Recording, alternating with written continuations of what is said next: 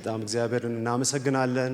ይሄን የተባረከ ጊዜ ጌታ ስለሰጠን ቃሉን እንድናጠና ምሪት ከሱ እንድንቀበል ደሞ እሱም እንዲያነጋግረን ራሳችንን በፊቱ እንድናቀርብ በወደደው መንገድ ወደዚህ ፕሮግራም ሁሌ ስለምትመጡ በጣም ጌታ ይባርካችሁ። ዛሬ እግዚአብሔርን ቃል የተወሰነ አብረን እናያለን።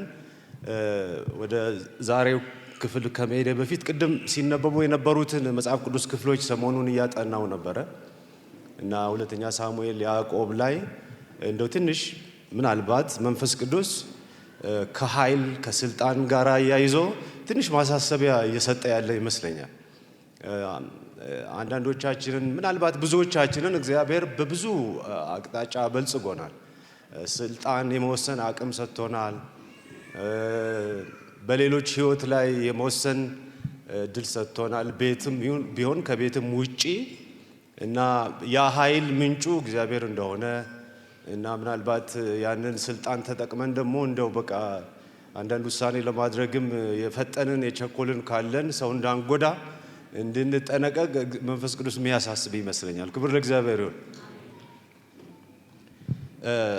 ዛሬ አብረን እንድንመለከት ያሰብኩት ቃል ያው እንዲህ አይነት እድል ሲሰጣችሁ ትጸልያላችሁ እና ምንድነው የትኛው ክፍል ነው እግዚአብሔር የፈለገው የዕለቱ ቃል አለ እና ብዙ ነው የምትወዛገቡት በስተጀርባ ማለት ነው። እና ግን ደስ የሚለው ጊዜው የቀረበ ሲሄድ የእግዚአብሔር ሐሳብ ግን እየጠለለ ወደፊት ይመጣል እና ያንን ሐሳብ ነው ማካፍላችሁ። ሉቃስ ምዕራፍ 23 ላይ ያለውን ታሪክ ምናልባትም የሁላችንንም ታሪክ የሆነ ታሪክ ነው ማካፍላችሁ። ርዕስ አሰጣጥ ላይ ልትሳሳቱ ትችላላችሁ። ይህን ርዕስ የሰጠሁት እኔ ነኝ እና ብዙ ርዕስ መስጠት ይቻላል። ግን አንድ የተፈረደበት ሰው ሲፈረድለት የምንመለከትበት የመጽሐፍ ቅዱስ ክፍል ነው። ጌታችን ኢየሱስ ክርስቶስ እንደምታውቁት ፍርድን ይቀለብሳል እና በፈራጆች ማንዴት ባላቸው የተደመደሙ ነገሮችን እንደገና ቦይ ቀዶ አይ ብሎ ጌታ ያስቀጥላል እና ተስፋን ይቀጥላል። እንደምታውቁት ወጣቶች እዚህ መካከል ስላሉ እኔንም ጭምር ማለት ነው 4 ነጥቦችን ወደ ነጠላ ሰረዝ ይቀይራል ጌታ እና ፉል ስቶፖችን ወደ ኮማ ይቀይራል እና በጣም አስደናቂ ነገር ነው ጌታ በዚህ ምድር ላይ የሚሰራው። እና በህይወታችን ምናልባት አንዳንድ በቃ ያልናቸው እጅ የሰጠንባቸው ነገሮች ቢኖሩ ጌታ በቃ ካላለ ደግሞ አይበቃም። አይገርምም? እና እግዚአብሔር ትንሣኤን ይሰጣል እና እስከ መቃብር ድረስ ሄዶ እሱ በቃ ካላለ እንደገና ነገሮች ያው እንዲሆኑ ያደርጋል። እና እዚህ ክፍል ላይ ያሉትን ክፍሎች ጥቂት እንድናነብ ፈልጋለሁ። አልፎ ቁጥር 2 ቁጥር 24 እና ወደ መጨረሻው አካባቢ ያለውን ምናልባት ስክሪኑ ላይ ልታዩት ትችላላችሁ። ሉቃስ ምዕራፍ 23 ምንድነው ሐሳቡ?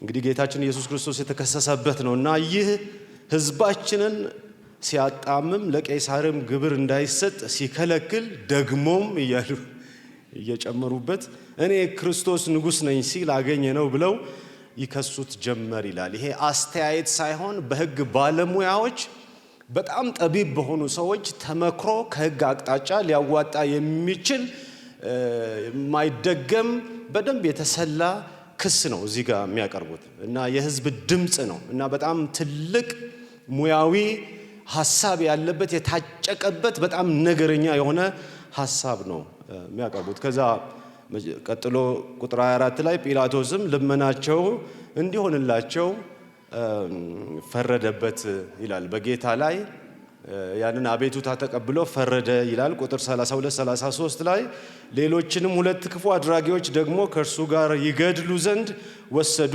አንዱን በቀኝ ሁለተኛውንም በግራ ሰቀሉ ይላል። ጌታችን ኢየሱስ ክርስቶስ ይሄንን ዓለም በግራና በቀኝ ይከፍላል። በቃ ምንም ምርጫ የለንም።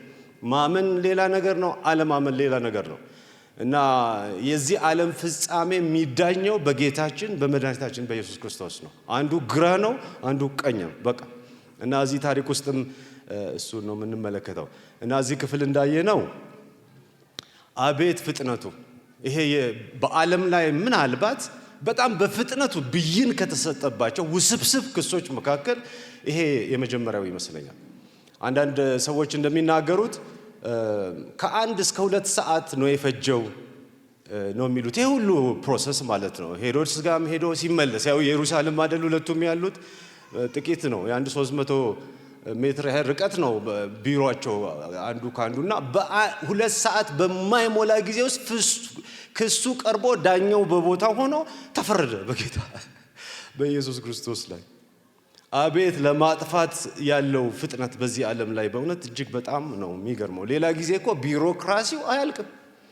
በቃ አመቱን ሙሉ በቃ አሁን እዚህ ሀገራችንም እንደምንመለከተው ሲስተም የለም እየተባለ እንትን ይቅረብ እየተባለ ፍርድ የሚፈልግ እውነተኛ ነገር ማለት ነው። እና ሰዎች አንዳንድ ጊዜ ፍርዱ ሳይፈረድላቸው ህይወታቸውም ሊያልፍ ይችላል፣ ብዙ ነገር ሊሆን ይችላል። ይሄ ግን በ1-2 ሰዓት ጊዜ ውስጥ ሰማይ ምድር ተንቀሳቅሶ ነገስታት ከዙፋናቸው ላይ ፕራዮሪቲ ሰጥተውት የቅድሚያ ማለት ነው ሰጥተውት ጌታን በቃ ስለዚህ ፍርዱ ለካ ያኔ ሳይሆን አልቋል ማለት ነው። ያው እንደምታውቁት ቀደም ሲል ነው የተፈረደው እና ውስጥ ለውስጥ ብዙ ነገሮች ተደርጓል።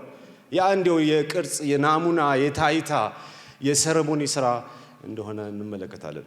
እዚህ ውስጥ ያሉትን ጥቂት ተዋናዮች አብረን እንድንመለከት ፈልጋለሁ። አንዱ ህዝቡ ነው እንደምታዩት። ይሄ ሰፊው ህዝብ ምንለው መንግስት ሰፊው ህዝብ ብሎ የሚጠራቸው ብዙሃን ማለት ነው።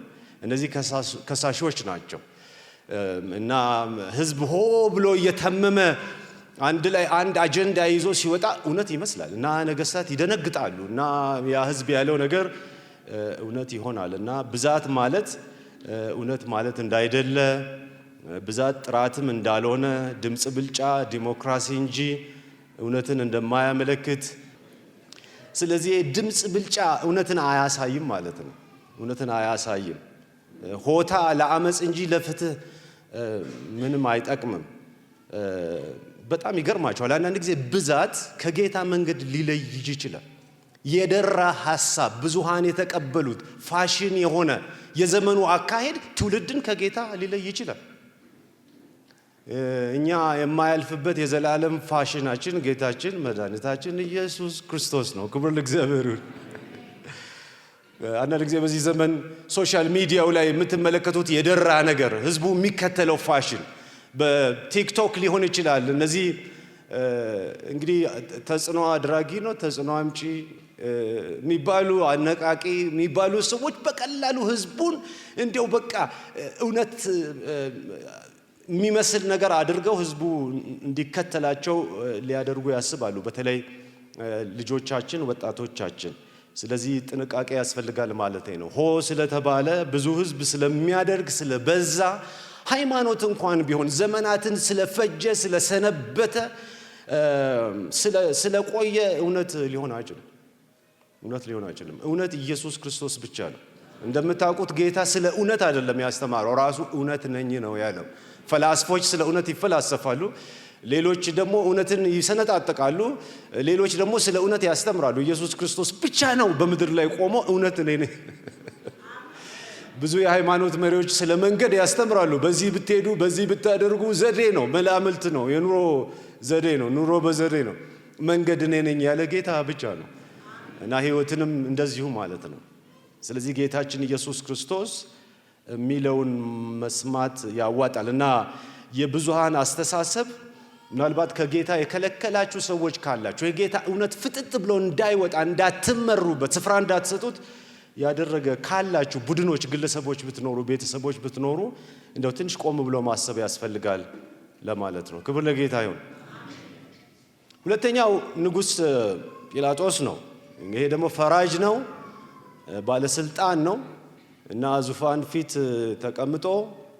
ላይ ተቀምጦ በዚህ ዙፋን ፊት በቆመው ፍርድ ወንበር ፊት በቆመው ምስኪን በሚመስል ጌታ ላይ ይፈርዳል እና አንዳንድ ጊዜ ይገርማቸዋል። አንዳንድ ጊዜ ስልጣን ከእውነት ይልቅ ከእግዚአብሔርም ይልቅ ለህዝብ እንድንገዛ ሊያደርግ ይችላል፣ ሊፈትን ይችላል። አንዳንድ ጊዜ ይሄ ፖፑላር የሆነው ቪው ይሄ ሰው በጣም የሚያስተጋባው ይሄ እንደ ገደል ማሚቶ የሚያስተጋባው ያ ድምፅ ያ ፍላጎት ከእውነት ይልቅ በስልጣን ላይ በኃላፊነት ላይ ያሉትን ሰዎች ሊያሳስት ይችላል እና የእውነት ሳይሆን የውሸት ተከታይ እንድንሆን ሊያደርገን ይችላል እና ለስልጣን ለክብር ለራስ ሲባል ፍርድን ማጣመም ሊያደርግ ይችላል። አንዳንድ የዓለማችን ልዩ ስልጣን ያላቸው መሪዎች እነሱ ስልጣን ላይ እስከ ቆዩ ድረስ ጉዳያቸውም አይደለም። እውነት የሚባል ነገር የለም። ሁለተኛም አይደለም፣ ሶስተኛም አይደለም፣ የለም። በቃ ሚጥም ለህዝቡ ጆሮ ሚጥም። አንዳንድ ጊዜ አገልጋዮቻችንም እንደዚህ ይሆናሉ። ህዝቡን የሚያስደስት የሚኮረኩር የሚያስጮህ አለ አይደለም፣ የሚያነቃቃ ብር የሚያሰጥ ነገር ካለ እውነት ማን ለእውነት ግድ አለው? ስልጣን ከብዙ ነገር ሊመነጭ ይችላል። ከሹመት ሊመነጭ ይችላል እንደምታውቁት። ከእውቀትም ሊመነጭ ይችላል። ከጸጋም ሊመነጭ ይችላል። ከልምድም ሊመነጭ ይችላል። ከሀብትም ሊመነጭ ይችላል። ከዝናም ሊመነጭ ይችላል። ይሄን ሁሉ ስልጣን ተጠቅሞ እንግዲህ ስልጣን በባህሪው ካልተጠነቀቅን በስተቀር እውነትን እንድናደበዝዝ እውነትን እንድንቃረን ሊያደርገን ይችላል። እና አንዳንዶች ይናገራሉ ጲላጦስ ወደ ጌታ መጥቶ ይሆን ከዛ በኋላ ከፈረደበት በኋላ ብዙ ምርምር ነው እዚህ ላይ ያለውና አነበብኩ የተለያዩ ነገሮችን እና ለምሳሌ በአገራችን ያለች የኦርቶዶክስ ቤተክርስቲያን ራሷ እንግዲህ ሁሉም ያውቃል ማለት ላይሆን ይችላል ግን ድኗል ብለው ያምናሉ። እንደውም በሱ ስም የተሰየመም ራሱ አንዳንድ መታሰቢያ እንዳለ አንዳንድ ነገሮች ይናገራሉ። ታሪክ ጸሐፊዎች ግን ብዙ ጊዜ እውነተኞች ናቸው፣ ይገርማቸዋልና ታሪክ የመዘገቡ ሰዎች ምን ይላሉ? ከስልጣኑ ተባሮ ይሄ ሰው ራሱን ሰቅሎ እንደሞተ ይናገራሉ። በብዙ ማስረጃ ማለት ነው። ጌታን አሰቅሎማ በሰላም መኖር ከባድ ነው። መቼም ጌታ ምሕረቱ ብዙ ነው። ይሁዳም ትዝ ይላቸዋል አይደለ? the same trend ማለት ነው። ይሄም ሰው እንደዛ እንደሆነ በብዙ ማረጋገጫ ይናገራሉ። ዞሮ ዞሮ ራሱን ሰቀለ አልሰቀለ በፈረደበት ጌታ ፊት ለፍርድ መቆሙ የማይቀር ጉዳይ ነው። ክብር ለእግዚአብሔር ይሁን። እና ስለዚህ በተለያየ መንገድ እንደው እግዚአብሔር ስልጣን የሰጣችሁ ቅድምም በቃሉ እንደተነበበው እንደ ዳዊት ታሪክ ማለት ነው። ኃላፊነታችን እጥፍ ድርብ ነው፣ ከባድ ነው። ያንን ስልጣን የተቀበልነው ከጌታ ነው። እኛ ሪሊ ባለስልጣኖችም ባንደው ሳንሆን ባለ አደራዎች ነን። የስልጣን ሁሉ ምንጭ እውነተኛው ባለስልጣን እግዚአብሔር ነው። ቆርሶ ነው የሰጠን ስለወደደን ሊሰራብን ስለፈለገ እና ህዝብ እንድናገለግልበት እንድናስተዳድርበት። ይሄ እንግዲህ በመንግስት ያሉትን ብቻ አይደለም፣ በቤተ መንግስት ብቻ ሳይሆን በቤተ መቅደስም ጭምር ማለት ነው። እና ለህዝብ ጥንቃቄ ማድረግ፣ ለጌታ እውነት ጥንቃቄ ማድረግ ጥሩ ነው። ስልጣንን አቢዩዝ ማድረግ በህዝብ አመለካከትም ትክክል አይደለም፣ ከእግዚአብሔር ቃልም አንጻር ትክክል አይደለም። እግዚአብሔር ደግሞ ትክክል አይደለም ብቻ ብሎ እንደዚህ አይልም። ትክክል ካልሆነ ደግሞ ያርማል ማለት ነው፣ ይቆነጥጣል። ስለዚህ እንግዲህ እኛ እግዚአብሔር በልዩ ልዩ መንገድ ህዝቡ ላይ እንድንናገር እውቀት የሰጠን፣ ጸጋ የሰጠን፣ የመወሰን አቅም የሰጠን፣ ሙያ የሰጠን፣ ልዩ ሙያ የሰጠን፣ ሀብት የሰጠን፣ ዝና የሰጠን፣ አጋጣሚ ሆኖ እግዚአብሔር በብዙ አቅጣጫ ስፍራ የሰጠን ሰዎች እንግዲህ ልንጠነቀቅ ይገባል። እንግዲህ ለበላይ ባለስልጣኖች ጋር ተስማምቶ መስራት ቢገባም ስልጣኑ ግን ከማይሻር ከባለስልጣኖች ባለስልጣን ከጌታ ጋራ መስማማት ይበጃል ማለት ነው። መኳንንቶች አሉ፣ ያው የዚሁ ተቀጽላዎች ናቸው። እነዚህ አስፈጻሚዎች ናቸው፣ ኤግዜኪቲቭ ቲሞች ናቸው። እነዚህ ደግሞ ለማዕረግ ሲሉ ከእውነት ጋራ የተጣሉ ናቸው። ታሪኩን በምታነቡበት ጊዜ እውነት ለነሱ ነገስታት ያሉት ነው። ምንም የቋሚ እውነት የላቸው። ነገስታት ያሉት እውነት ነው። በቃ እነሱ ትእዛዝ ከሰጡ፣ እነሱ ፊሽካ ከነፉ፣ ሩጫው 100 ሜትርም ይሁን 1000 ይሁን መሸምጠጥ ነው። እነሱ ወዳሉት አቅጣጫ ቢያዋጣም ባያዋጣም፣ ስለዚህ ለነሱ የሚገዙ ናቸው። እነዚህ ደግሞ እና ዛሬም ብዙዎች ባለስልጣናት በሚሉት ነገር ላይ የቆሙ ብዙ ነገር የሚያደርጉ የሚወስኑ አሉ እና ጽኑ መሰረት የነገስታት ቃል ሳይሆን የነገስታት ንጉስ ቃል እንደሆነ፣ የነገስታትም ቃል ራሱ በሱ ቃል እንደሚፈተሽ እንመለከታለን። ስለዚህ ለነገስታት ስንል የነገስታትን ንጉስ ሕግ ልንተላለፍ አይገባም። እና አንዳንድ ጊዜ ህግ ሊጋጭብን ይችላል እና በምድር ላይ ያሉ ባለስልጣናት የሚያወጡት ህግና የእግዚአብሔር ህግ በሚጋጭበት ጊዜ የእግዚአብሔር ህዝብ መምረጥ ያለበት የእግዚአብሔርን ህግ ነው። እኔ በኤንጂኦ ውስጥ የተወሰነ ጊዜ ሰርቻለሁ። አንዳንድ ጊዜ የዶነሮች ሀብት ገንዘብ የሚሰጡ ድርጅቶች ህግና የኢትዮጵያ ህግ ይጋጫል። ያኔ ደንብ አለ። የኢትዮጵያ ህግ የዶነሮችን ህግ ሱፐርሲድ ያደርጋል ይላል፣ ይገዛል ይላል። የዶነሩና የድርጅቱ ህግ ከተጋጨ ደግሞ የዶነሩ ህግ የበላይ ይሆናል ይላል። እዚህ ጋር ደግሞ የምንመለከተው የትኛውም ህግ ከእግዚአብሔር ህግ ጋር ቢጋጭ የበላይ የሚሆነው ገዢ የሚሆነው ተፈጻሚ ሊሆን የሚገባው የእግዚአብሔር የአምላካችን ህግ ነው። ዳንኤል ላይ ታያላችሁ እነዛ 3 ወጣቶች እዚህ ምስሉ ላይም እንደምትመለከቱት እና እነዛ 3 ወጣቶች ይሄ ነው የተከሰተው እንደምታውቁት እና ንጉሱ ህግ አወጣ። ወጣቶቹ ደግሞ ከሚገዙበት ከእግዚአብሔር ህግ ጋር ተጋጨባቸው እና ለዚህ ምስል ስገዱ አላቸው እና እነሱ ደግሞ ያው ያሉትን ታውቃላችሁ እና ቃሉ ለራሱ በጣም ደስ ይላል እና ንጉሱን እኛ ለዚህ አንሰግድም ያድነናል እና ባያድነንም ደግሞ እኛ ድነናል ነው አይደለም መልሳቸው። ለመዳን ብለን ምንም እናደርገው ነገር የለም፣ ምን ፈጽሞ ጽድቅ የለም፣ እኛ ድነናል በቃ። ስለዚህ ያድነናል ባያድነንም ለዚህ ላቆምኮ ምስል እንዳንሰግድ ይህን እወቅ አሉት ለንጉሱ። ክብር ለእግዚአብሔር ይሁን። በጣም ደስ ይላል። እንደዚህ ክፍተት የሌለው እምነት በእግዚአብሔር አቋም መያዝ። በቃ ምን ታደርጓላችሁ እነዚህን ሰዎች? በቃ ያድነናል ባያድነንም ካሉ ምን የቱ ጋር ነው ድል የምታገኙት? ማንም ምንም ሊያደርጋቸው አይችልም። ይሄንን ዓለም በነገራችን ላይ ከፍ ዝቅ ያደረጉ ሰዎች አቅም ያላቸው ሰዎች ሳይሆኑ አቋም ያላቸው ሰዎች ናቸው።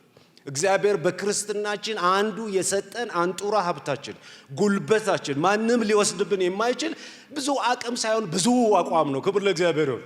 ደስ አይል? በእግዚአብሔር አቋም መያዝ ኃይላችን ነው፣ ማሸነፊያችን ነው፣ ነገስታትን መቋቋሚያችን ነው፣ ዘመናትን መሻገሪያችን ነው። ስለዚህ ያንን ሀብታችንን ከውስጣችን እንድንቆሰቁስ እንድንጠቀምበት እግዚአብሔር ይፈልጋል። እንዲህ አይነት አቋም የሚይዙትን ዛሬም እግዚአብሔር ያድናል። ሌላው በርባን የሚባል ሰው እዚህ ታሪክ ውስጥ ተጠቅሷል። እግረ መንገድ ነፍሰ ገዳይ የነበረ እና ንጉሱ ጠየቀ፣ ማንን ልልቀቅላችሁ? ያው በፋሲካ ስለሆነ አንድ ሰው ይለቀቃል እንደዋለ እንደ ቶከን እንደ ትንሽ ልማድ እና ምን ማድረግ እንደሚችሉ ነገስታት ከህግ በላይ እንደሆኑ ማሳያ። ጽድቅ አይደለም ትንሽ ያለ አይደል? ህጉንም ያወጣ ነው እኛንን ነው ነገሩ። ልክ ትራፊኮቻችንም እንደሚያደርጉት ማለት እዚህ መካከል ካላችሁ እንዳትቀጡኝ አይደል? ዘመድም ካለ ንገሩልኝ። እና ይሄንን በርባን ሰዎች እዛ መካከል ውስጥ የሱ ታሪክ አለ እና በጣም ይገርማቸዋል። እና በርባንን ፍታልን አሉት እና ዞሮ አመለጠ፣ ሾለከ። ይሄ ሰው በእውነት በቃ እኛም እኮ አመለጥን። ክብር ለእግዚአብሔር ይሁን። በእውነት መሹለክ እኮ ነው የኛ ህይወት ራሱ። በቃ ይሄ ሰው ሎተሪ ነው የወጣለት። እኔ ሎተሪ ብዙ ጊዜ ቆርጬ እምቢ ብሎኛል፣ ግን ይወጣል። ይገርማቸዋል። እና ሎተሪ ነው የወጣለት። እኛም እግዚአብሔር በእውነት ነው የምላችሁ ሎተሪ ነው ያወጣልን። 1 in a trillion ሊታሰብ የማይችል ከእግዚአብሔር ፍቅር ብቻ የተነሳ ይሄ በርባን የሚባል ሰው ከዘላለም ሞት ተርፎ ጌታን ተቀብሏል ወይ? አይ ዶንት ኖ። ምናልባት ሊቀበል ይችላል። የሰውን ባህሪ ስትመለከቱ ምናልባት ልቡ ሊከፈት ይችላል። እና ሎተሪ ይወጣለት። ሎተሪ ይውጣላችሁ። አንድ ሰው የሚወጣለት ምናምን አይደለም። ከወጣላችሁ ግን አስቡና አደራ። በፋሲካ ቀን በሞቱ ኢየሱስ ተተካ እና ይገርማቸዋል። ይሄ በርባን የሚባል ሰው የሰው ልጅን ሁሉ ነው በእውነት የሚወክለው ማለት ነው። በጣም የገረመኝና ትንሽ ትኩረት ላደርግበት የምፈልገው እነዚህ ኢየሱስና እነዚህ ሁለቱ ሌቦች ታሪክ ነው የኛ ታሪክ ስለሆነ እና አንዱ ሌባ በግራ አንዱ በቀኝ። መጽሐፍ ቅዱስ ይሄኛው በግራ ይሄኛው በቀኝ አይልም። ግን ከመጽሐፍ ቅዱስ እንድምታ እንደምናውቀው ይሄ የዳነው ሰው በቀኝ ነው በግራ ነው የሚሆነው? በቀኝ ይሁን በቃ። ይሄ ያኛው ደግሞ በግራ ነው የሆነው እና 23-29 ላይ ምን ይላል? ከተሰቀሉት ከክፉ አድራጊዎቹ አንዱ ይላል አንተ ክርስቶስ አይደለህምን? መስቀል ላይ ሆኖ እኮ ነው እንደዚህ የሚለው። እብቶ የሰው ልጅ እንደው እኮ ይገርማል። አንዳንድ ራስህንም እኛንም አድን ብሎ ሰደበው ይላል። ኢየሱስ እኮ ራሱን ሊያድን አልመጣም። ሲጀምር ሰውን ሊያድን ነው እና ሰደበው ይላል። ሰው ተሰቅሎ እያጣጣረ እንዴት ስድብ ይመጣል? እና መኳንንቱም ደግሞ ሌሎችን አዳነ፣ እርሱ በእግዚአብሔር የተመረጠው ክርስቶስ ከሆነ ራሱን ያድን እያሉ ያፌዙበት ነበረ። እና አሁን የዚህን ሰውዬ መንፈስ ስትመለከቱ ህዝቡ የሚያስተጋባውን ድምፅ ነው የሚያስተጋባው። ቅድም በርባንስ ነፃ ሲወጣ አይቷል። አሁን ህዝቡ ይሄ እንዲሰቀል ነው የሚፈልገው እና እስቲ ራስንም አድን ምናምን እና ከህዝቡ ጋር መተባበሩ ነው በሱ ቤት።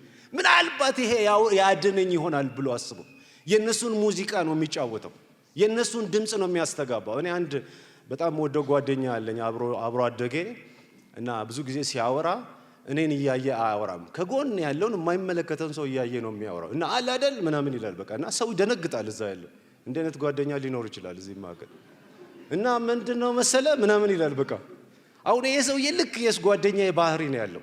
መስቀል ላይ ሆኖ ሰዎቹን እያየ እነሱ የሚሉትን ነው ከሚለው ራስህን አድን እኛንም አድን እንትን ካልክ በዚህ ምክንያት እንደው ምናልባት ከወረደ እንደው ከዳነ ኢየሱስን ተቃውሞ መዳን አይቻልም። ህዝብ ስለደገፍክ ከመስቀል አትወርድም፣ ሲኦል ነው የምትወርደው። እና ኢየሱስን ክደው ህዝብን ብዙሃንን የደገፉ ሰዎች ለመኖር ያሰቡ ህይወታቸውን አጥተዋል። ለኢየሱስ የሞቱት ግን የዘላለምን ህይወት አግኝተዋል። ጀግኖች እነሱ ናቸው በጌታ ፊት ማለት ነው። ምናልባት ዛሬ ብዙ የሚፈታተን ነገር ሊኖር ይችላል፣ በጓደኞች መካከል፣ በስራ ቦታ፣ በልዩ ልዩ ቦታ ኢየሱስን ትተን ሌሎችን ከፍ እንድናደርግ አጥልለን ሌሎች ነገሮችን እንድናወጣ ከህዝቡ ጋር እንድንስማማ የሚያደርጉ ይሄም ለዛም ትልቅ ማሳሰቢያ ማስጠንቀቂያም ነው የሚሆነው። እና ይሄ ሰው የመስቀል ላይ ማንነቱ በእውነት እጅግ የሚያሳዝን ነው። ጌታን በጥያቄ ማፋጠጥ፣ ነገረኝነት፣ ክፋት፣ ስድብ፣ እጅግ መራራ ሰው። እኔ ሲመስለኝ ይሄ መስቀል ላይ የተፈጠረ ስብዕና አይመስለኝም። አብሮ አድጎ አብሮ መስቀል ላይ የወጣ አብሮ መቃብር ውስጥ የገባ ነገር ባህሪ፣ የሰው ባህሪ። ክርስትና ባህሪን ይነካል፣ ባህሪን ያበጃል። ይሄ የልብ ጉዳይ ነው። አንዳንድ ጊዜ ስንጨመቅ የሚወጣው ባህሪያችን ነው፣ ማንነታችን ነው። ይሄ ሰው ሲጨመቅ እውነተኛ ማንነቱ ወጣ ከውስጡ። ግትር ሰው፣ መራራ ሰው፣ ምንም ነገር የማይሰማ ሰው፣ ምልስ ያልሆነ ሰው። ባህሪ በጣም አስፈላጊ ነገር ነው። አንዳንድ ጊዜ ባህሪያችን ወደ ጌታ እንዳንመጣ ሊከለክል ይችላል። እውነት ውሸት? አንዳንድ ጊዜ ደግሞ በጌታ ያለንን ህይወት በትክክል እንዳናጣጥም ያደርገናል። እውነት ውሸት? በትክክል እንዳናገለግል ሊያደርገን ይችላል። ራሳችን ሰራተኞች ሳንሆን ስራ ልንሆን እንችላለን በቤተ ክርስቲያን ውስጥ ከባህሪ የተነሳ፣ ከግትርነት የተነሳ። ይሄ እኮ የሰውየውን ባህሪ ነው የምትመለከቱት። እና ራስን ማየት በጣም ጥሩ ይመስለኛል። ሰው ብዙ ጊዜ በባይብል ራስን ማየት ጥሩ ነው። በጸሎት ራስን ማየት ጥሩ ነው። በጸሎት ውስጥ በትምህርት ውስጥ ራስን ማየት ጥሩ። አሁንም ራስን ማየት ጥሩ ነው። ራስን ማሰብ ጥሩ ነው። እና እንድንበጅ እንድንሰራ ባህሪያችን የክርስቶስ ባህሪ እንድንላበስ የእግዚአብሔር ፈቃድ ነው። እና ብዙ ሰው ራሱን አያይም። ያው የዓለምን ድንቃ ድንቅ ለማየት ነው የሚዞረው። ጥሩ ነው። በጀት አስቀምጠው ይዞራል። በቃ ሲችል እዚህ ኢትዮጵያ ውስጥ ዞር ይላል፣ ከቻለ ዱባይ ይሄዳል። ምንም የዓለምን ድንቃ ድንቅ ለማየት እና ትልቁ ድንቅ ሰው እኔ ነኝ በዚህ ዓለም ላይ። እኛው ራሳችን ነን። ጥሩ ነው። ዓለምን መዞር ጥሩ ነው። ዞር ብሎ ራስንም ማየት ጥሩ ይመስለኛል። አንዳንድ ጊዜ ትገረማላችሁ ሰዎች እኔን ጭምር ምን አይነት ባህሪ ይዘን እስከ መጨረሻው እንደምንሄድ ማለት ነው። መንገድ ላይ እንደ ቡልዶዘር እየገጨን የምንመጣው ነገር አንድና ሁለት አይደለም። ስለዚህ ራስን ማየት በጣም አስፈላጊ ነገር ይመስለኛል። ይሄ በጣም ግትር ሰው ነው፣ ራሱን ማያይ ሰውን ማይሰማ እና እግዚአብሔር ባህሪያችንን ያሻሽልልን። አሜን። ምናልባት ግትርነት፣ ወጋ አጥባቂነት፣ እንደው ምክንያታዊ ያልሆነ ከጌታ ጋር እንዳንኖር እንዳናገለግል ሰው እንዳንሰማ ያደረገ ነገር ቢኖር ቤት ውስጥ ሊሆን ይችላል፣ አገልግሎት ውስጥ፣ ስራ ቦታ ሊሆን ይችላል። ራሳችንን እንድናይ ያስፈልጋል። ምናልባት መንፈስ ቅዱስ ትንሽ ተንኮስ አድርጎን ካስደነገጠን ደስ ይላል። ጌታ ይመስገን እኛ ነን ማለት ነው። እሺ እኔ እንደ ብዙ ሰዎች መገለጥ የለኝም፣ አንቺ ማለት አልችልም ብዬም አላቅም። አሁን የደነገጣችሁ ግን እናንተ ናቸው። እሺ ሁለተኛው ሌባ በጣም የሚገርም በጌታ ቀኝ ብለን የተስማማ ነው።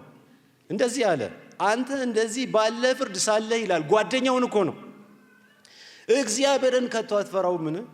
ስላደረግነውም የሚገባንን እንቀበላለን እኔና አንተ። በእኛስ እውነተኛ ፍርድ ነው። ይህ ግን ምንም ክፋት አላደረገም ይላል ኢየሱስን እያየ። እሱ ኢየሱስንና ሰውየውን እያየ ነው። ያኛው ሰዎቹን እያየ፣ ያ ጓደኛ ሰዎቹን እያየ ነው የሚያወራው። ይሄ ግን ኢየሱስን እያየ አብሮ የተሰቀለውን ሰው እያየ ያወራል። እሱ ግን ምንም ክፋት አላደረገም ብሎ ገሰጸው። ኢየሱስንም ጌታ ሆይ በመንግስት በመጣህ ጊዜ አስበኝ አለው። ኢየሱስም እውነት እልሃለሁ፣ ክብር ለእግዚአብሔር ይሁን፣ ዛሬ ከኔ ጋር በገነት ትሆናለህ አለው። ማይ ጉድነስ! ሁለት በጣም ፈጣን ነገሮች እዚህ ጋር ሲከናወኑ ትመለከታላችሁ። ፈጣን ፍርድ፣ ፈጣን ድነት እዚህ ጋር እንመለከታለን። ጌታ እንዲህ ፈጥኖ ያዳነው ሰው መጽሐፍ ቅዱስ ፕሮባብሊ ይሄ ነው። በጣም ምንም ትራክት ሳይጨርስ፣ ጸሎት ሳይጨርስ፣ እጅ ሳይጫን፣ አጋንንት ሳይወጣ ተረክ። በቃ በጣም እኮ የሚያስደንቅ ነገር ነው። የብርሃን ፍጥነት ጌታ አዳነው። ይሄ ሰው ጸሎቱ የተሰማለት ሰው ነው። በጣም የሚገርም ነው። ጌታ እውነት እልሃለሁ ዛሬ ከኔ ጋር በገነት ትሆናለህ አለው እና እሱ ያሰበው ወደፊት ጌታ ይመጣል ብሎ የሆነ ነገር ሰምቷል። ዞሮ ዞሮ ነው ያው ህዝብ መሃል ስለሚኖር፣ ስለዚህ ስትመጣ ነው ያለው። ጌታ ኢየሱስ ክርስቶስ ደግሞ የምን መምጣት ነው? አሁን ነው አለው። የምን ወደፊት ነው? የመዳን ጊዜ አሁን ነው አለው እና ልክ እንደ ቴክ አዌይ አንዳንዶቻችሁ ሬስቶራንት ገብታችሁ ስትቸኩሉ ቴክ አዌይ ይዛችሁ እንደምትገቡ ኢየሱስ እንደ ቴክ አዌይ ይሄንን ሰው አንጠልጥሎ መንግስተ ሰማያት ገባ። ክብር ለእግዚአብሔር ይሁን። በጣም የሚደንቅ ነገር ነው። ይህ ሰው ተረፈ፣ አመለጠ፣ ዳነ። ኢየሱስ የሞትን በር ዘግቶለት የህይወትን ደጅ ከፈተለት። አንዳንድ ሰዎች ጣዕረ ሞት ላይ ጌታን የሚቀበሉ አሉ። ብዙዎቻችሁ ታውቃላችሁ። የዴት ቤድ ላይ እያጣጣሩ ወደ ጌታ የሚመጡ አንዳንድ ምስክርነቶችን ሰምቻለሁ። እና ለራሱ እያጣጣረ አዳነው። ኢየሱስ ክርስቶስ ያድናል። ለምንድን ነው ጸሎት የተሰማለት? ጥቂት ነገር። አንደኛ እግዚአብሔር እንዳለና ሊፈራ እንደሚገባ የሚያስብ ሰው ነው። ቢያንስ ይሄ ቴዎሎጂያንስ የሥነ መለኮት ሰዎች ጀነራል ሬቨሌሽን አጠቃላይ መገለጥ ይሉታል አለው። በቃ ያኛው እኮ ምንም አያውቅም። በቃ ምሬት መራራ ሰው ዕውቀት አልባ በቃ ነው። በዕውቀት ደረጃ እንኳን መረጃን እንኳን አያውቅም። ይሄ ሰው ግን እግዚአብሔር እንዳለ ያውቃል። እና ደግሞ በጣም የሚገርም ነገር ምን አለ? እንዲያውም አንተ እንደዚህ ባለ ፍርድ ሳለ እግዚአብሔርን ከቶ አትፈራምን? እግዚኦ ያለ ይመስለኛል። አላለም እኮ ግን እያማተበ እግዚኦ ማማተብ በትክክል አልችልም። አንተ እግዚአብሔርን አትፈራም ብሎ በጣም በቃ እዛ መስቀል ላይ መቼም እጁ ተሰቅሎ እንጂ የሚያማትብ ይመስለኛል። ብቻ ሰማሁ ነው። እና የንስሐ ልብ አለው። እንደዚያኛው ግትር አይደለም፣ ደረቅ አይደለም። ስላደረግነውም የሚገባንን እንቀበላለን። በእኛስ እውነተኛ ፍርድ ነው አለ። ይሄ እኮ ንስሐ ማለት ነው። አይገርማችሁ? በጣም እግዚአብሔር ጌታ እኮ ይሄን ነው ልብ ውስጥ የተመለከተው። እና ወደ ኢየሱስ ጸለየ። ደግሞ ወደ ህዝቡ አልጸለየም፣ ንግግር አላደረገም። መስቀል ላይ ሆኖ ዲስኩር ምናምን የለም። ወደ ኢየሱስንም ጌታ ሆይ በመንግስት በመጣህ ጊዜ አስበኝ ብሎ ተናገረ። እና የሚገርም ነው። ይሄ ሰው ገና ሳይድን ገና ምንም ክትትል ትምህርት ሳይማር ስለ ኢየሱስ ክርስቶስ መስቀል ላይ የመሰከረ የመስቀል ላይ ሚሽነሪ ነው። ገሰጸው ይላል እኮ ያኛው ስለ ኢየሱስ መሰከረ እኮ። በጣም የሚገርም ነው። ይሄ ደግሞ ክፋት አላደረገም። እና መንግስት ሰማይ ሲደርስ ምን ሊሆን እንደሚችል እንደው ግምት ልትገምቱ ትችላላችሁ። ይሄ ሰው እንግዲህ ወይ አንዱ መልአክ ይቀበለዋል፣ አላቅም። እዛ ያለውን አሬንጅመንት በእውነት እኔ አላቅም። እና እንኳን ደህና መጣ ቅድም እንደተባላችሁት ማለት ነው። በእህታችን እንኳን ደህና መጣ። ከየት ቤተ ክርስቲያን ነው? ሰውየው ክሉ የለውም ይላል። ምንም አያውቅም። ተጠምቀሃል? ምንም ክሉ የለውም ሰው። በጣም እኮ የሚገርም ነገር። ቆራቢ አባልነህ ምናምን ነው። የቤት ህብረት እሁድ ትካፈላለህ? ባይብል ስተዲ አያውቅም። ቤት ምን እንደሆነ ህብረት እንደሆነ መጽሐፍ ቅዱስ ምን እንደሆነ አያውቅም። መጽሐፍ ቅዱስ አንብበ ጨርሰሃል፣ ምንም ቴዎሎጂ ትምህርት ቤት የለም። በልሳን ትናገራለህ፣ የለም። አገልግለህ ታውቃለህ፣ የለም። መጽሐፍ ቅዱስ ምን ይላል መሰላችሁ? ሰው በልቡ አምኖ ይጸድቃልና በአፉ መስክሮ ይድናል የሚለው ኤግዛክትሊ ይሄንን ኤፌሶን 2 ላይ ምን ይላል ጳውሎስ? ጸጋው በእምነት አድኗቸዋልና ይህም የእግዚአብሔር ስጦታ ነው እንጂ ከእናንተ አይደለም፣ ማንም እንዳይመካ ከስራ አይደለም ብሎ የድነትን ፎርሙላ ፍልስፍና ቁጭ ያደርጋል። ኮርስ አንዳንዶች ያዕቆብ ቅድም በተነበበው ክፍልም ላይ እንደምትመለከቱት ወደ ታች ዝቅ ብሎ 2:24 ላይ በእምነት ብቻ ሳይሆን ሰው በስራ እንዲጸድቅ ትመለከታላችሁ እያለ ደግሞ ይናገራል። እና አንዳንድ ጊዜ እንከራከራለን ነው የምንለው፣ ምንድን ነው ይሄ ነገር? እና ጳውሎስ የሚናገረው ስለሚዳንበት መንገድ ነው። ያዕቆብ የሚናገረው ሰው ከዳነ በኋላ እንዴት አድርጎ እምነቱን እንዴት እንደሚተገብር ነው የሚናገረው። ስለዚህ አይጋጭብንም አይደለ? አሜን በሉ እስቲ። አሁን ብቻ ነው አሜን በሉ ያልኳችሁ ነው። እስቲ በደንብ አሜን በሉ። ጳውሎስ ሲናገር መዳን፣ ይሄ ሰው እንዳትረሱ፣ ቴዎሎጂው ቢረሳችሁ ይሄንን እንዳትረሱ። መዳን በጸጋ በክርስቶስ ብቻ በእምነት ብቻ ነው። ሌላ ሁለተኛ ቅስት የለው።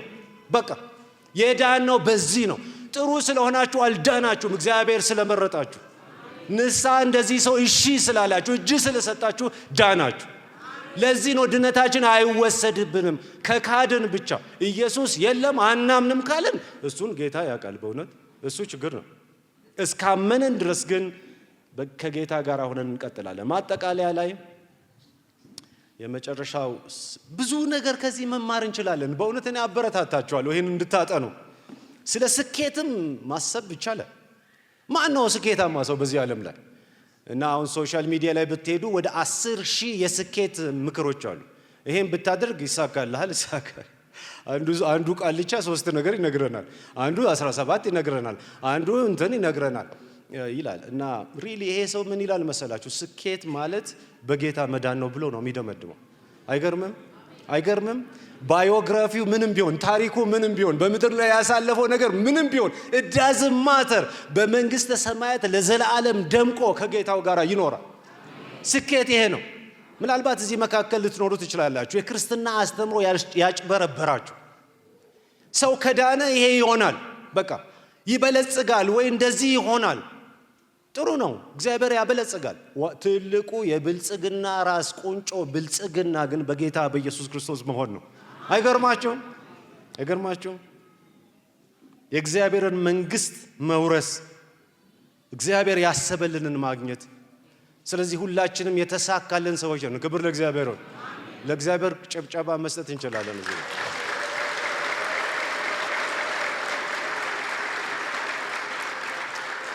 እግዚአብሔር ይባርካችሁ። እኔ ዛሬ የምበላው ነገር ላይኖረኝ ይችላል። ኦኬ፣ ቁርስ ሳልበላ መጥቼ ሊሆን ይችላል። በጌታ ከሆንኩ ግን እኔ የተሳካልኝ ሰው ነኝ። ተስፋ ላይ ይታየኝ ይችላል። ምናልባት ነገ ተነገ ወዲያ የምደገፈው የሚነገር ታሪክ እዚህ መድረክ ላይ ቆሜ እንደ ለማጄን አወራጭቼ ላልሰብክ እችላለሁ። ዳዝንት ማተር። በጌታ ከሆንኩ ነኝ ስኬታማ ሰው ነኝ።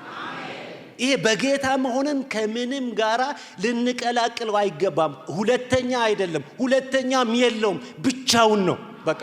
ይሄ ጠሎ ጎልቶ በህይወታችን እንዲወጣ በህይወታችን እንዲሳል ያስፈልጋል። ሌላው ሁሉ ሁለተኛ ነገር ነው። መጽሐፍ ቅዱስ በዚህ ላይ በብዙ ያስተምራል ማለት ነው። ስለ ድነትም ያስተምራል። ቅድም እንዳነሳ ነው መዳን በጸጋ ብቻ በእምነት ብቻ በኢየሱስ ብቻ። ሰው ማይድነው ኃጢአቱ ስለበዛ አይደለም፣ ምልስ ስላልሆነ በኢየሱስ ስለማያምን ነው። እና ምናልባት ኃጢአቴ በዛ ይሄን ይዤ ወደ ጌታ አልቀርብም የሚል እዚሁ ተከድኖ ይብሰል የሚል ሰው ከመሆን ትደነቃላችሁ። በዓለም ላይ የተሰሩ ኃጢአቶች አንዳንዶቹ ብታጠኑ ትገረማላችሁ። ምኑን ሰራሁት ብላችሁ ነው እንደገና እንደው ማቀማችሁ የሚያንሰራራው። ምንም ነገር ብትሰሩ የኢየሱስ ክርስቶስ ምሕረት አቅም ከዛ ሁሉ በላይ ነው። በኢየሱስ ክርስቶስ ዋጋ በሱ ቤዛነት ያልተሸፈነ የሰው ልጅ ኃጢአት አሁንም ድሮም ወደፊትም ለዘላለምም የለም። ስለዚህ በጌታ በኢየሱስ ክርስቶስ ማመን ያስፈልጋል። እና ምንድነው እሱ ነው። ስለ ጽድቅ ስራም ይናገራል። ጽድቅ መስራት አያድንም። ይሄ እንዲለይልን ያስፈልጋል። አያድንም። እኛ ትንሽ ከኦርቶዶክስ ባክግራውንድም ስለመጣን እንፈጋለን። ብዙ ጥሩ ነው እኮ ማረፍ ያስፈልጋል። ጽድቅ የምንሰራው እኛ ስለ ዳንን ነው እንጂ ለመዳን አይደለም። ይሄ እንዳይምታታብን በደንብ ማጥናት ያስፈልጋል። ጽድቅ የምንሰራው ለመዳን አይደለም፣ እኛ ስለ ዳንን ነው። እንዲያውም አብዝተን ደግሞ እንሰራለን። ጌታን ባወቅን መጠን በጽድቅ ለመኖር እግዚአብሔርን የመከተል የማገልገል ፍላጎታችን እየጨመራል። ስለ ፍርድም ትመለከታላችሁ። ጌታ በዙፋኑ እያለ በሰው ልጅ ላይ መፍረድ በጣም ከባድ ነው። ይሄ ሰው ተፈረደበት እኮ አይደለም? የዓለም ስትራክቸር ፋይናል የተባለው ዲሲዥን ተሰጠው፣ ተፈረደበት፣ በቃ አለቀ። ጌታ እያለ ግን አንዳንድ ጊዜ እኛ ራሳችን ሰው ላይ እንፈርዳለን። የሚገርማችሁ ነገር እና ሰውን እንደ ባህሪው እንደ ሁኔታው እናስተናግዳለን። ቅድምም እንደተነበበው ጥሩ ያሉትን በጣም ጥሩ እንደሆኑ እናስባለን፣ ሌላው ቆሸሽ ያለውን ምናምን እንላለን። እና አትፍረዱ ይላል መጽሐፍ ቅዱስ። እግዚአብሔር በዚህ ምድር ላይ እስካለ ድረስ ኢየሱስ የሚባል ጌታ እስካለ ድረስ ሰውን ብዙም እንደው በመጠን እንድታዩ ጌታ ይፈልጋል። አይገርምም? ሰውን እንደ ሰው አይገርማችሁም? እዛ ላይ የደረሰውን እግዚአብሔር በሚቀጥለው ሳምንት ሳር ሊያበላው ይችላል፣ መስክ ሊያሰማራው ይችላል፣ ባለጠጋ ነኝ ብሎ ያለውን ሊያንኮታኩተው ይችላል፣ ከስልጣን ሊያወርደው ይችላል። ታች የተባለ እዚህ ግባ የማይባል እንዲህ ያላችሁ የምታልፉትን ሰው ሙሽራ የበላይ ከፍተኛ ሊያደርግ ይችላል። ክብር ለእግዚአብሔር ይሁን። እግዚአብሔር በሚሰራበት ዓለምና አውድ ውስጥ ሰው ላይ ያለንን ፍርድ ትንሽ መፈተሽ ያስፈልጋል። ሰውን እግዚአብሔር እንደሚያይ ማየት በጣም አስፈላጊ ነው። ሌባውን ፍርድ የተገባውን ያጸድቃል፣ በቀኙ ያስቀምጣል፣ ከተጣለበት ያነሳዋል፣ ከፍ ያለውን ደግሞ ያዋርዳል። እና ስለዚህ ከጌታ የተነሳ ለሰው ልጅም ያለን ልከኛ አመለካከት ሊሆን ይችላል። አሁን እየጨረስኩ ነው። ስለ ባህሪ ቅድም አንስተናል። መራራነት ራስንም ሰውንም ይጎዳል። ብዙ ጊዜ ስለ ልብ ነገር አይነሳም። ገባችሁኛ? አሁን ልብ እየጨሰ ስጋራ አለማጨስ ጥቅም የለው። እውነቴን እኮ ነው። አሁን እኛ ሲጋራ መጥፎ ነው፣ እውነት ነው፣ መጥፎ ነው። በሕክምናም ትክክል ነው። መጠጥ፣ ስካር ጥሩ አይደለም። ሌሎችም ብዙ ነገሮች አሉ። ልብስ አንድ ሰው ሲናገር ምን አለ መሰላችሁ? ትልቁ ርቀት በሰማይና በምድር መካከል ያለው አይደለም፣ በዚህና በዚህ መካከል ነው አለ። ሰው በሚያውቀው በሚናገረውና በልብ መካከል። ክርስትና የልብ ጉዳይ ነው። እግዚአብሔር የልብ አምላክ ነው። እግዚአብሔር ልብን ያያል። አንዳንድ ጊዜ ቸርች ውስጥ እንኳን የሚፈጠሩ ነገሮችን ስታዩ ትደነግጣላችሁ። ለምን? ይሄ ልብ አልተነካም። እዚህ ብዙ ቲዮሪ አለ፣ ብዙ ነጥቦች አሉ፣ ብዙ ትችት አለ፣ ብዙ አርጊውመንት አለ፣ ብዙ እውቀት አለ። ይሄ ልብ አልተለወጠም። የእግዚአብሔር ሰዎች ልብ ስስ የሆኑ ድንጉጥ የሆኑ ሰዎች ናቸው። እና አይ ቲንክ ስለ ባህሪ ማየት ያስፈልጋል። ምክንያቱም ባህሪ ከልብ ጋር የተያያዘ መጨረሻው ልናየው አይተን የማንጠግበው ሁሌ ብናፈጥበት አይናችን የማይደክምብን በጣም የምንደነቅበት ያዳነን ስለ ጌታችን ስለ ኢየሱስ ክርስቶስ ነው። በዚህ እናጠናቀቃለን። ኢየሱስ ክርስቶስ ያድናል። ይገርማችኋል፣ ከምንም ያድናል። ከምንም ሊተራሊ ተፈርዶበት መስቀል ላይ ተንጠልጥሎ ሰከንድ የቀረውን ሰው ኢየሱስ ያድናል። ሞቶም ደግሞ መቃብር ውስጥ የገባውን ያድናል። ስለዚህ ከምንም ነው ኢየሱስም ያድናል እና እያጣጣረም ያድናል እና እየተሰደበም ያድናል። እየተገደለ እየተጠላ ወደሱ ድምፃቸውን ለሚያሰሙ አይናቸውን ከሕዝብ አንስተው ወደሱ ለሚያደርጉት ኢየሱስ ክርስቶስ ያድናል። ስለዚህ ወገኖቼ በእውነት ዛሬ ከፊት ይልቅ ወደ ጌታ እንድትጠጉ ላበረታታችሁ ፈልጋለሁ። በድነታችሁ እንድትኮሩ፣ እንድትደነቁ፣ እንድትበረታቱ ሪቫይቫል በውስጣችሁ እንዲፈጠር ላበረታታችሁ ፈልጋለሁ። ስለ ድነታችን ቆም ብለን እንድናስብ እግዚአብሔር ጣልቃ ባይገባ ኖሮ ይሄ ታሪክ እንደዚህ ሆኖ ሊቀጥል አይችልም ነበር። እግዚአብሔር መሀል እየገባ ነው ያዳነን። ስለዚህ ዛሬ ምናልባት በጌታ ያልሆናችሁ ዳር የምትሉ ከብዙ ነገር የተነሳ አምልጡ። ይሄ ጌታ ያድናችኋል። እማትድኑት ኃጢአታችሁ ስለበዛ አይደለም፣ እሺ ስለማትሉ እንደ ቅድሙ ሰው የግትር ሳትሆኑ ግራ ላይ እንደተሰቀለው ቀኝ ላይ እንደተሰቀለው ምልስ ስለሆናችሁ እግዚአብሔር ዛሬ ታሪካችሁን ይቀይራል። እና ጌታ ያለ ደግሞ ምንም ተስፋ የምንቆርጥበት ነገር የለም። አይገርምም? ማይ ጉድነስ። አሁን ብዙዎቻችሁ 4 ነጥብ አድርጋችሁ ጌታ ሆይ ከዛሬ ጀምሮ ትቻለሁ ብላችሁ የመጣችሁ ልትኖሩ ትችላላችሁ። እዚህ መካከል እንኳንም ተዋችሁ ችግር እናንተ ተዋችሁ ማለት ጌታ ተወ ማለት አይደለም። እግዚአብሔር ፉል ስቶፕን ዞር አድርጎ ኮማ። እንግዲህ እንግሊዝኛ ለሚያስተምሩት ነው የሚገባው። እኔ እንግሊዝኛ ጎበዝ ነበርኩ እና ፈተና ላይ ብዙ ጊዜ ትሩ ፎልስ ስለሆነ ወደዋለሁ እና ትሩ ፎልስ 2 ነው ችግር የለውም እና አስተማሪ የሚናገረው ደግሞ እንዴት ውሸት ይሆናል ብዬ ትሩ ነው ብዙ ጊዜ የምለው እና 50% አገኛለሁ። ምክንያቱም ይሄ ጥናት ነው እና ብዙ እንደ ተማሪ ብዙ አመት እንደዚህ ሆነዋል እና ተማሪዎች ካላችሁ ብዙ ነገር ትሩ ነው።